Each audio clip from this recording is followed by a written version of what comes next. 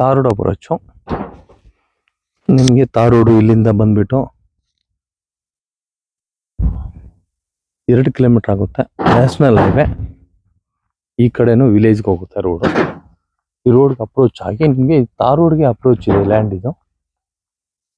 ನಿಮಗೆ national highway ಬಂದ್ಬಿಟ್ಟು ಬರೀ 2 ಕಿಲೋಮೀಟರ್ ಆಗುತ್ತೆ. ಇಲ್ಲಿ ನ್ಯಾಷನಲ್ ಹೈವೇ 2 ಕಿಲೋಮೀಟರ್ ಇಲ್ಲಿಂದ. ತುಂಬಾ ಚೆನ್ನಾಗಿದೆ ಲ್ಯಾಂಡು.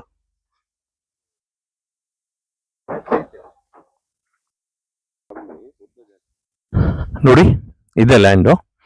ನಿಮ್ಗೆ ಬಂದ್ಬಿಟ್ಟು ಇದು ಆ ಪೇಸಲ್ಲಿ ಬರುತ್ತೆ ನಿಮ್ಗೆ ಲ್ಯಾಂಡು.